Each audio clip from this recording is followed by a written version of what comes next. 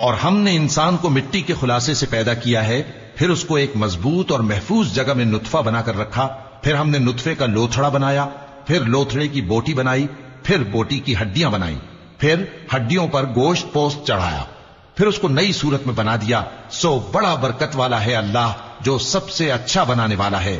پھر اس کے بعد تم مر جاتے ہو، پھر قیامت کے روز اٹھا کھڑے کیے جاؤ گے، اور ہم نے تمہارے اوپر کی جانب 7 آسمان پیدا کیے، اور ہم خلقت سے غافل نہیں ہیں۔ اور ہم ہی نے آسمان سے ایک اندازے کے ساتھ پانی برسایا، پھر اس کو زمین میں ٹھہرا دیا، اور ہم اس کے نابود کر دینے پر بھی قادر ہیں۔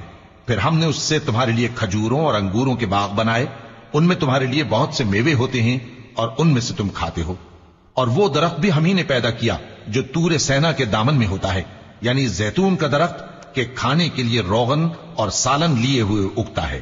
اور تمہارے لیے چوپایوں میں بھی عبرت ہے کہ جو ان کے پیٹوں میں ہے اس سے ہم تمہیں دودھ پلاتے ہیں، اور تمہارے لیے ان میں اور بھی بہت سے فائدے ہیں، اور بعض کو تم کھاتے بھی ہو، اور ان پر اور کشتیوں پر تم سواری بھی کرتے ہو۔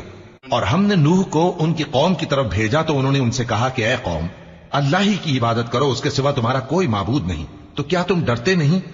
اس پر ان کی قوم کے سردار جو کافر تھے کہنے لگے کہ یہ تو تمہیں جیسا آدمی ہے، تم پر بڑائی حاصل کرنی چاہتا ہے، اور اگر اللہ چاہتا تو فرشتے اتار دیتا۔ ہم نے اپنے اگلے باپ دادا میں تو یہ بات کبھی سنی نہیں، اس آدمی کو تو دیوانگی کا عارضہ ہے، تو اس کے بارے میں کچھ مدت انتظار کرو۔